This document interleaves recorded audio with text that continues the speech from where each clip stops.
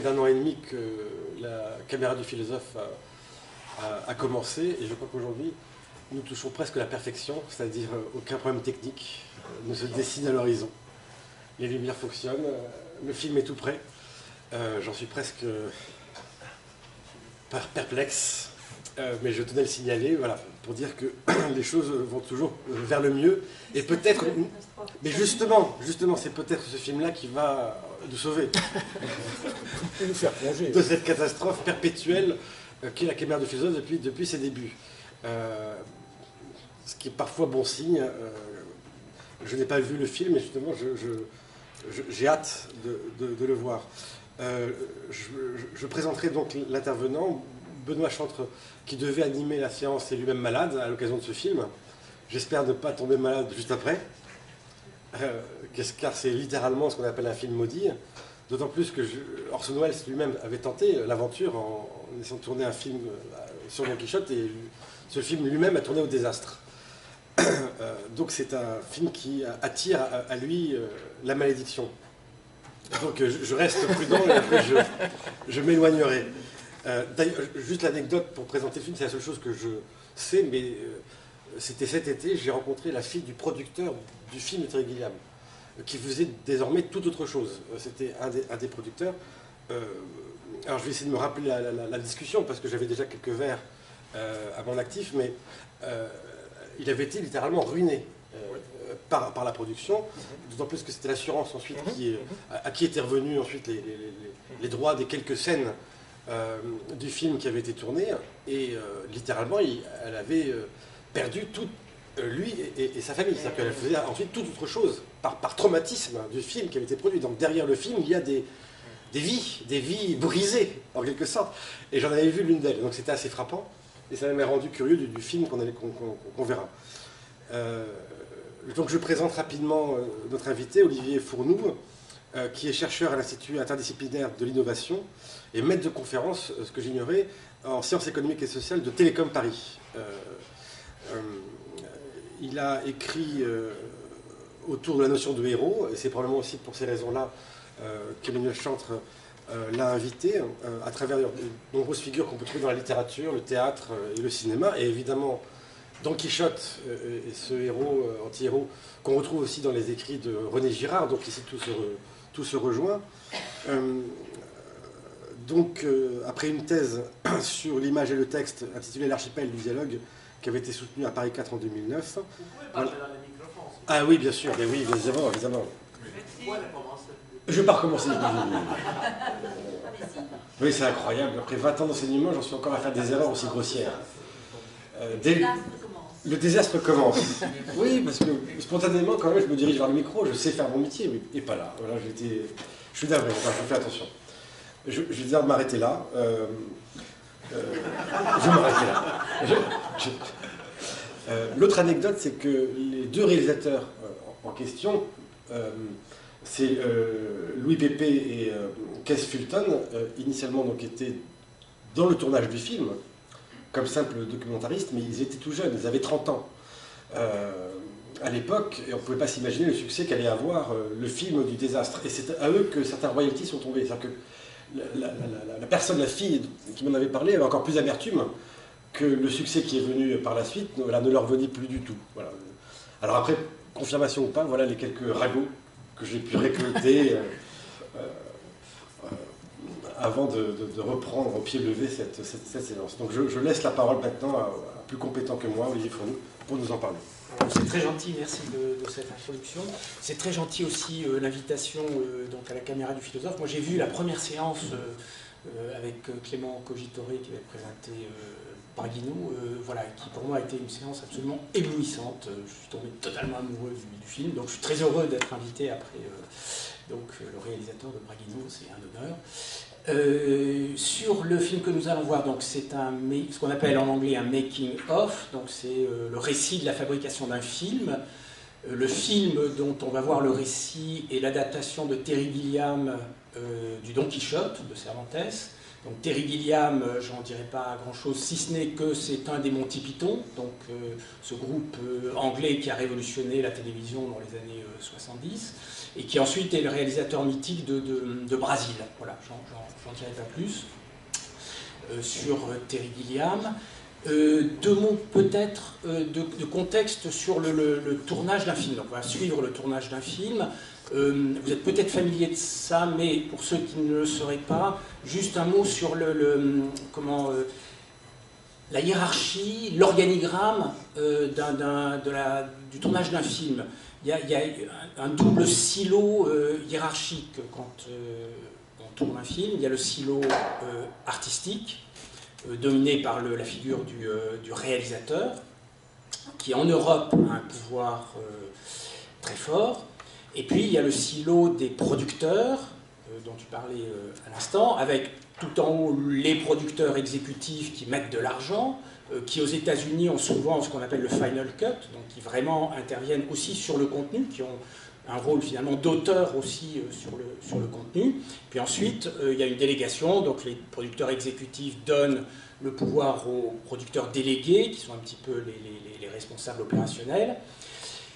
Et sous le commandement, disons, du réalisateur, il y a évidemment tout le peuple des artistes, dans leurs différents métiers, les monteurs, le décor, les costumiers, les acteurs, évidemment.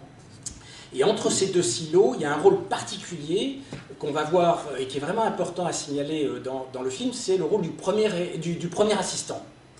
Du premier assistant du réalisateur.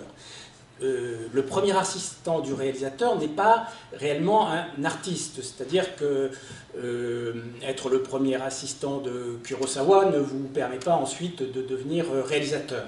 Le rôle du premier assistant, c'est de faire un peu la jonction, c'est la cheville ouvrière entre, disons, toute la logistique, toute la production, toute la planification, et puis les demandes de l'artiste, du réalisateur. Donc je vous dis ça pour vous donner quelques éléments de contexte, pour que vous repériez bien, finalement, très rapidement, les deux rôles, et cette double hiérarchie, finalement, qui reflète un petit peu les deux grands critères d'évaluation d'un film. C'est, dans l'industrie du cinéma aujourd'hui, est-ce que ça va rapporter des entrées, de l'argent ? Est-ce qu'on va y arriver? Et puis, évidemment, il y a une dimension de création artistique aussi très forte. Puis, deuxième élément important aussi à signaler dans la production d'un film, vous avez la préparation du film, le tournage du film, et puis ensuite ce qu'on appelle la post-production. C'est des moments très différents en termes de temporalité. La préparation, voilà, vous n'êtes pas pris par le temps, vous pouvez mettre 2 ans à préparer un film. La post-production, pareil. Il n'y a pas un élément très très fort de course contre le temps. En revanche, ce qu'on va voir dans le making-of, c'est qu'au moment du tournage, d'un seul coup, vous déplacez presque une petite ville. Donc le coût quotidien devient absolument faramineux et multiplié par 30, 50 par rapport à la pré-production ou la post-production. Et là, d'un seul coup, le facteur temps devient évidemment tout à fait vital. Donc c'est important, voilà, à signaler en termes de vie de la création artistique, voilà, que je voulais vous signaler avant de voir le film. Voilà, je pense que je n'ai pas d'autres choses essentielles à dire. Donc bonne projection, voilà, c'est un film génial.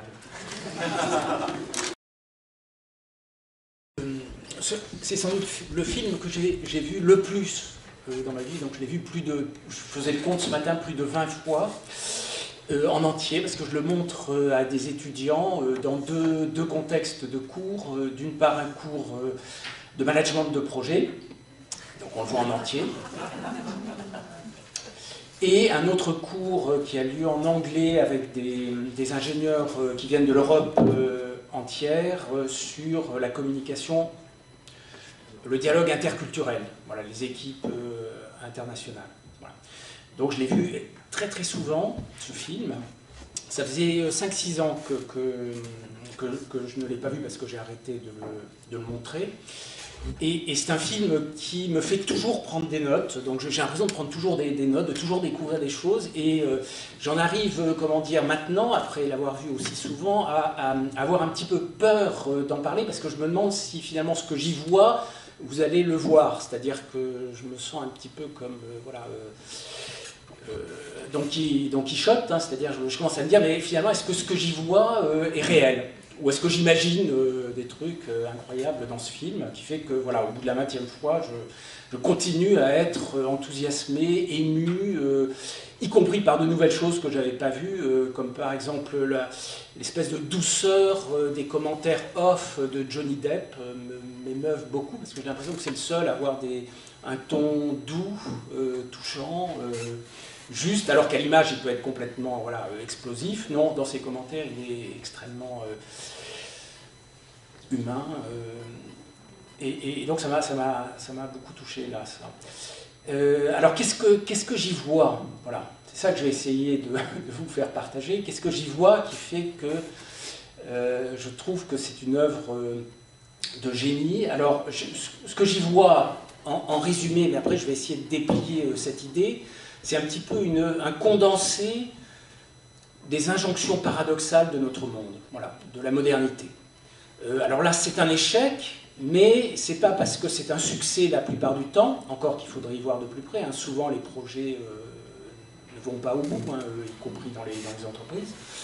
Ce qui est intéressant, c'est que ces injonctions paradoxales que l'échec révèle, pour moi, sont à l'œuvre aussi dans la vie courante, quotidienne, y compris quand les projets arrivent à bon port, ce qui arrive aussi. Donc c'est ça que j'aimerais essayer de partager. Et pour ça, il me faut un petit peu lutter contre des lectures peut-être immédiates du film, des interprétations que moi je trouve faciles, mais qui évidemment, peut-être que je ne vais pas réussir à vous convaincre de ça, mais je ne suis pas du tout convaincu par l'interprétation que ce serait juste une accumulation de malchance. Je ne suis pas du tout convaincu non plus par l'interprétation qui consisterait à faire supporter sur Captain Chaos, donc Terry Gilliam, la responsabilité de l'échec. Donc ça, pour essayer de déblayer un petit peu des lectures que moi je trouve paresseuses. Alors sur quelle base je trouve ces lectures paresseuses? Eh bien, troisième lecture aussi un peu paresseuse, ce serait de dire qu'ils n'ont pas assez d'argent. C'est vrai qu'ils le disent, mais c'est pas parce qu'ils le disent qu'il faut le croire, puisqu'ils ont un budget, c'est le plus gros budget du cinéma européen en l'an 2000. Donc c'est énorme. Donc ça ne suffit pas, l'explication financière ne suffit pas. Alors sur quoi je me base? Les problèmes qui s'accumulent, on peut les lister en fait, il n'y en a pas tant que ça, il y en a beaucoup, mais il n'y en a pas tant que ça. Les F-16 et le studio dont le son est de mauvaise qualité. Là, sur une production de film, c'est les repérages qui permettent de déceler ces problèmes en amont. Faire un repérage à l'avance et voir où sont les problèmes et les régler, ça coûte pas cher. Bon, pourquoi ça n'a pas été fait? C'est pas l'œuvre de Terry Gilliam, le fait que ça n'a pas été fait. Le problème du cheval est repéré très en amont. Et on voit le résultat lors du tournage devant les investisseurs. Donc là aussi, le problème est identifié, mais n'est pas pris en main. Donc à nouveau, c'est ni le problème de Captain Chaos, ni le problème du budget, ni le problème de la malchance. La prostate de Jean Rochefort. La prostate de Jean Rochefort est un problème qui est identifié une semaine avant le début du tournage et qui est mis de côté. Qui est mis de côté comment? En disant c'est psychosomatique. Donc si c'est psychosomatique, ça veut dire que c'est dans sa tête. Si c'est dans sa tête, ça veut dire qu'il suffit de faire un effort de volonté, de conscience, de prise sur soi, et puis ça va passer. Mais évidemment que c'est une manière de mettre un couvercle sur un problème, mais de ne pas le traiter, de ne pas le voir en face, de ne pas chercher des alternatives. Alors en coulisses, il cherche des alternatives, mais il décide de ne pas les mettre en œuvre. Et là, à nouveau, c'est ni Captain Chaos, ni le problème de budget, ni le problème de la malchance. L'orage. Donc l'orage, évidemment, est un moment particulièrement traumatique pour la production. Et ce qui est extrêmement, comment dire, à la fois douloureux, tragique, et qu'il faut voir en face pour comprendre un petit peu ce qui se passe, c'est que l'orage, il le voit venir une demi-heure, une heure et demie à l'avance. Et qu'est-ce qu'il regarde? Il regarde les bulletins météo. Donc ça, c'est comme le manager qui regarde ses tableaux Excel et pas la réalité, qui est dans ses schémas conceptuels de planification, mais qui ne va pas dans l'usine, qui ne va pas sur le terrain. Bon, voilà. Et qui se met à croire plus ces tableaux Excel plutôt que le terrain, plutôt que la réalité, plutôt que les images des nuages qui s'accumulent.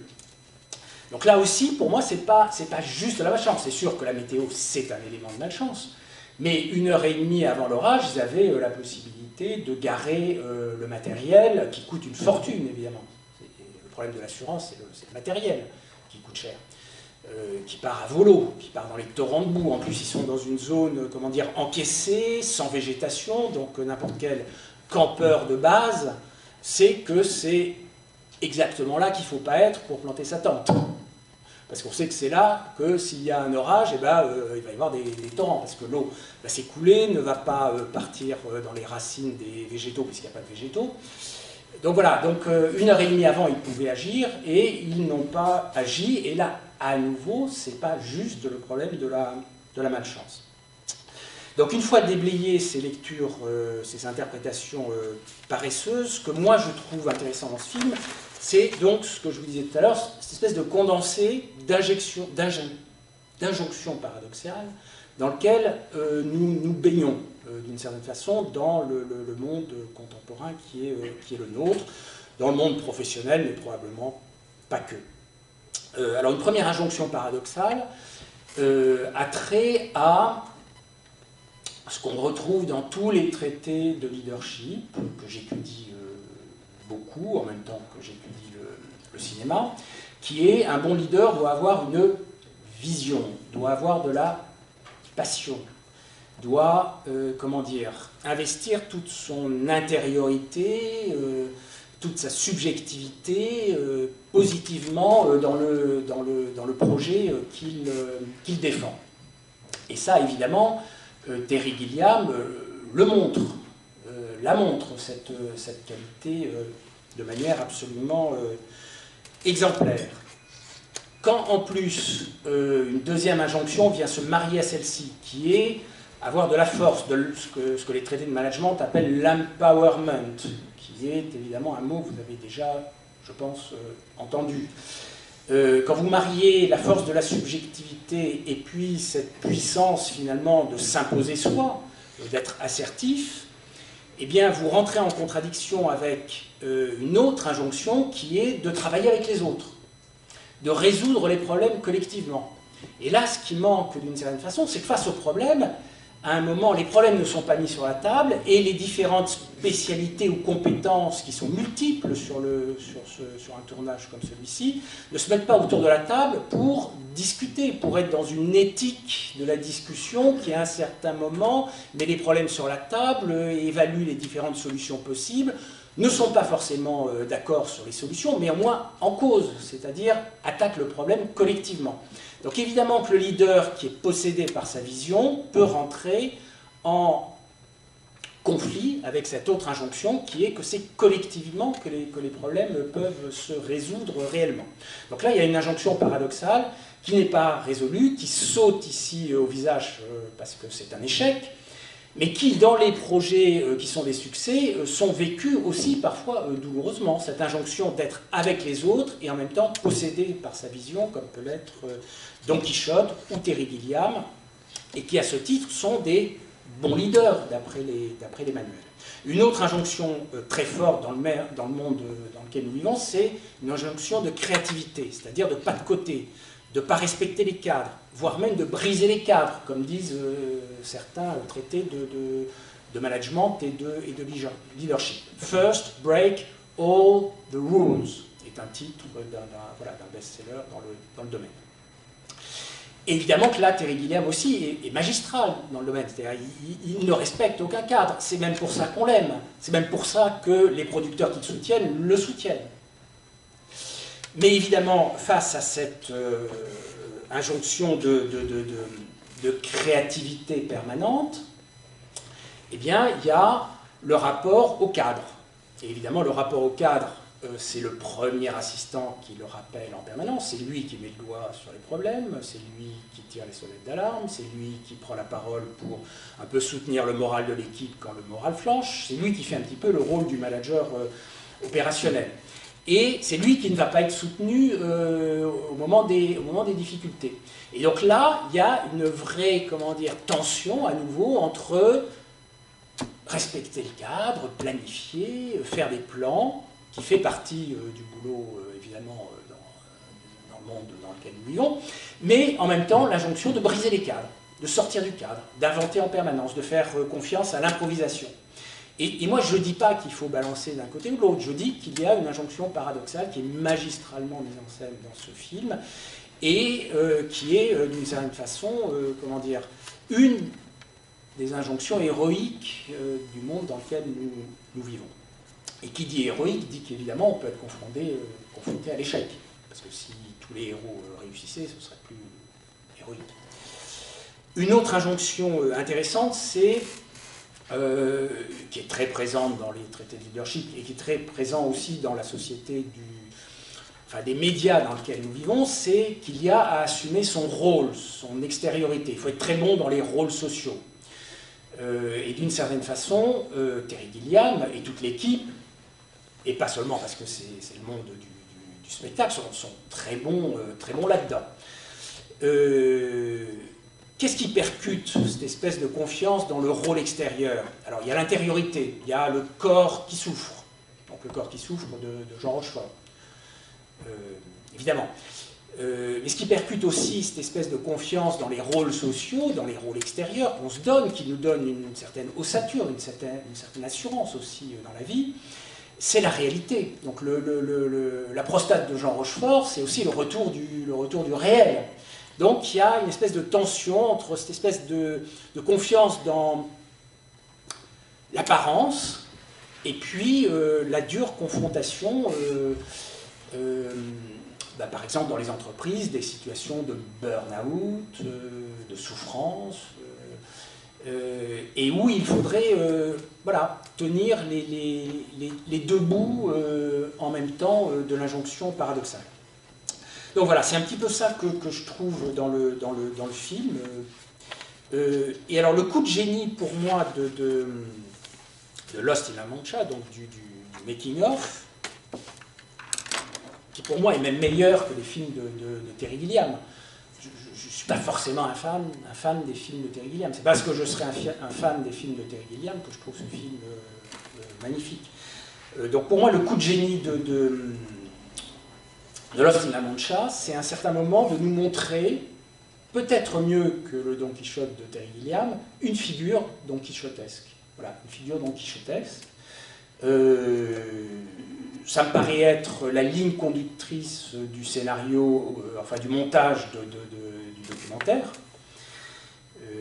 Une des autres lignes conductrices pour moi du film documentaire, c'est aussi de nous montrer comment les problèmes s'accumulent et ne sont pas traités. Ils sous-marinent et au pire moment, ils vont surgir. Et donc cette figure de Don Quichotte, que le documentaire nous montre magnifiquement, il faut savoir que c'est une figure valorisée positivement, donc Don Quichotte, par les traités de management que je vous citais tout à l'heure. James March, qui est un grand théoricien des organisations, de la rationalité limitée, entre autres, à la fin de sa vie, a fait un documentaire sur Don Quichotte et le leadership moderne, et a écrit un livre sur le sujet. Qu'est-ce qu'il trouve dans Don Quichotte? Il trouve dans Don Quichotte ce qu'il appelle une logique de l'identité. Une logique de l'identité, c'est quoi? Donc c'est très moderne, hein, c'est je sais qui je suis, et c'est ça qui va me guider dans mes actions, dans mes initiatives dans le monde. Et pas la logique des conséquences. Et c'est ça qui va donner la force des visionnaires, des leaders innovateurs. Et c'est ça qui va intéresser James March dans son travail sur le leadership. Une autre référence qui vient des traités de management modernes, hein, sur le monde de la chevalerie, alors sur les romans plus classiques, hein, qui ont précédé Don Quichotte, donc la quête du Graal, c'est la figure de Perceval. Donc Perceval, qu'est-ce qui va intéresser les modernes contemporains chez Perceval? C'est la situation du roi gardien du Graal qui est malade, qui a fait la guerre, qui a sans doute subi une blessure au bas-ventre, donc qui se fait souffrir, qui est un petit peu honteuse. Et Perceval arrive à la cour du roi, et à la cour, personne n'ose demander au roi « Qu'est-ce qui t'arrive ?» Et Perceval lui-même n'ose pas demander « Mon oncle, c'est son oncle, mon oncle, où as-tu mal ?» Personne n'ose mettre sur la table ce problème. Et c'est ça qui va faire que Perceval, pendant je ne sais pas combien d'années, 5, 6, 7 ans, va errer avant de revenir à la cour et enfin de demander « Cher oncle, où as-tu mal ?» Et c'est ça qui va faire que Perceval va devenir le nouveau gardien du Graal. Donc ce qui intéresse les théoriciens du management modernes, dans un livre dont je peux vous donner la référence, que je n'ai plus forcément là tout de suite en tête, mais c'est la capacité des consultants d'entreprise, justement, à débarquer dans des lieux où ça ne se passe pas bien, comme par exemple sur un tournage comme celui-ci, et de savoir mettre le doigt sur là où ça fait mal. Et ça serait ça, la modernité. Ça serait voir en face les problèmes, ne pas être dans les convenances de la cour où personne n'ose, pour sauver la face, demander au roi où il a mal. Et donc c'est ça qui intéresse le monde moderne et qui fait que pour moi, d'une certaine façon, le vrai travail génial qui est fait, c'est les documentaristes qui l'ont fait là, qui transforment Terry Gilliam en, pour moi, la meilleure adaptation pour longtemps du Don Quichotte de Cervantes. Donc je ne sais pas si j'ai réussi à partager un petit peu avec vous cette vision, mais donc voilà, nous pouvons en débattre. Merci. Donc, effectivement, ça donne plusieurs pistes. Je parlerai dans le micro.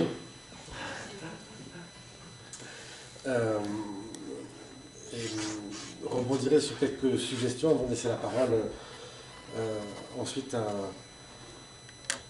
à la salle. Oui, de toute façon, effectivement, c'est de dire que le film raté qui n'a pas eu lieu, finalement, a eu lieu, puisque nous avons affaire à Don Quichotte en personne, himself, dans la personne de Terry Gilliam. Et que cet échec est encore, malgré tout, une réussite des documentaristes. Il y a deux choses qui m'ont frappé, qui feront l'objet de mes questions. La première qui m'a séduite et qui m'a rendu le film extrêmement saisissant, c'est que la plupart des making-of, si je puis dire, continuent à fonctionner en fonction du film qui a eu lieu, en continuant de faire rêver à la fois le spectateur autour des personnages qui s'y sont manifestés. Autrement dit, dans le making-of, le plus souvent, ce sont encore les acteurs qui ont le premier rôle. C'est eux qu'on fait parler, c'est eux qui parlent de leur propre personnage, le réalisateur ensuite. Bref, en tout cas, la hiérarchie est comme respectée dans la mise en imaginaire, voilà, qui a été d'une certaine manière réalisée et où tout conserve, comment dire, le même sens. Ici, tout est renversé. C'est-à-dire que le film n'a pas eu lieu et l'imaginaire ne s'est pas concrétisé sous nos yeux. Don Quichotte, si je puis dire, le film n'a pas été réalisé. Du coup, l'acteur lui-même est comme évanescent. Ils ne parlent jamais, si je puis dire, en propre face caméra. Eux-mêmes se font attendre, se font désirer. Ils ressemblent presque à leur propre personnage, à part Jean Rochefort qui parle davantage, mais même lui, il en devient quasiment inaccessible. Je ne parle même pas de Vanessa Paradis, qui fait à peine quelques apparitions de maquillage. Johnny Depp lui-même, honnêtement, me semble un peu plus inconsistant que ses propres rôles. Enfin, genre, alors, même s'il il est touchant, plein de douceur, mais tout d'un coup, c'est pas eux qui avaient la vedette. Ils m'ont paru fades, enfin, étonnamment fades. Et que c'est la réalité, tout d'un coup, qui reprenait ses droits, les réalisateurs, les assistants caméramans, les techniciens, tous ceux qui font le film et qui attendent en quelque sorte ces acteurs pour tout d'un coup que ça prenne. Donc là, c'est aussi un vrai retour de réalité montrer la fragilité de ces constructions. Donc ça m'a rendu sympathique le producteur dont j'ai parlé. Parce que je crois que c'est lui en fait. Je crois que c'est bien René Kleckman. Ah voilà. Voilà, tout d'un coup j'ai un doute, j'ai vérifié parce qu'elle m'avait parlé de son père qui était mort juste après. Il est mort, absolument. Et il en est mort. J'ai confirmé 2 ans plus tard, effectivement, il était mort. C'est saisissant. C'est-à-dire que dans un autre making-of, on aurait vu le producteur avec son barreau de chaise en train de faire des cuts en disant tu me refais une autre fin. Enfin, le tyran qui ne comprend rien à l'art. Là, il est proche du réalisateur, il fait le film avec les autres. Enfin, moi, j'ai vu tout d'un coup un monde renversé où on avait aussi, au fond, un coup de réalité. Enfin, voilà, où j'ai vu les choses différemment. Enfin, c'est ma première réaction. La raison est telle que c'est le seul art où il n'y a pas de reduplication pour revenir à l'imitation. C'est-à-dire que ce n'est pas un théâtre filmé. La scène n'a jamais eu lieu. C'est-à-dire qu'on se rend compte que rien ne se passe quand le film n'a pas lieu. C'est ce que disait Benjamin dans son fameux texte. Ce n'est pas une pièce qui se joue et où la caméra ne se contenterait, si je puis dire, de tourner autour pour le reproduire une deuxième fois. Bon, c'est tout de même un métier qui donne pas envie. Enfin, on passe son temps à attendre. On voit Johnny Depp qui fume cigarette sur cigarette. Non mais c'est pas un métier qui donne envie. La plupart des making-of sont là pour faire désirer ce métier. Là, c'est un désastre, mais puissance 4. Ou ce qui donne pas, enfin je sais pas, mais envie d'être acteur. Bon, ben voilà. Et j'en viens maintenant au deuxième, alors peut-être le plus proche des questions girardiennes sur la question de l'imitation. Parce que c'est quasiment un mimétisme ou très acteur studio. C'est-à-dire qu'on demande à l'acteur lui-même, à tous au fond, de mimer ce qu'il joue au point de s'identifier au personnage. On en vient à croire que Jean Rochefort, il a tellement somatisé, qu'il a tellement devenu Comte Don Quichotte qu'il s'en est rendu malade. Mais c'est très acteur studio, ça, c'est très peu lui jouer. Enfin, donc on finit par un mimétisme tel où on réalise le film, parce que c'est un petit peu aussi l'idée, c'est qu'ils se sont tellement investis qu'ils ont fait au fond le film sans le faire. Il me semble qu'il y a ça veut dire qu'il y a une logique d'imitation. C'est pour ça que Didier Anzieux parlait de ça. On l'a tous, parce que moi je me suis reconnu à ma manière. J'ai fait ma thèse sur Henri Bergson pendant 8 ans. À la fin, je me suis pris pour Henri Bergson. Non mais littéralement, c'est que je pensais comme lui, qu'est-ce qu'il aurait pu penser, qu'est-ce qu'il aurait dit. Il y a vraiment ce que Didier Anzieux appelle une identification héroïque. On ne peut pas passer autant de temps avec un personnage sans, en quelque sorte, le manger, l'assimiler, s'identifier à lui. Alors ça là, c'est un mimétisme, si je puis dire, reconnu. René Girard nous reproche, au fond, de cacher nos imitations, de cacher notre manière d'avoir des modèles. Là, on est en plein. Mais le désastre est le même. Je veux dire, voilà, Benoît n'est pas là, donc je prends Emmanuel à partie. Mais il nous dit, au fond, parce que c'est aussi une des réponses proposées par René Girard, reconnaissez vos modèles. Ne dites pas imitez-moi, mais acceptez vos imitations. C'est ce qu'il fait, c'est ce que Terry Gilliam fait, c'est ce que les acteurs font. C'est ce que tous font ici. Et c'est pire. Voilà, donc c'est ma question, mais qui est vraiment pour le coup sans réponse. Est-ce qu'on fait circuler? Ah oui, d'accord. Non, alors en effet, sur les making-of, souvent ils servent à vendre le film en fait.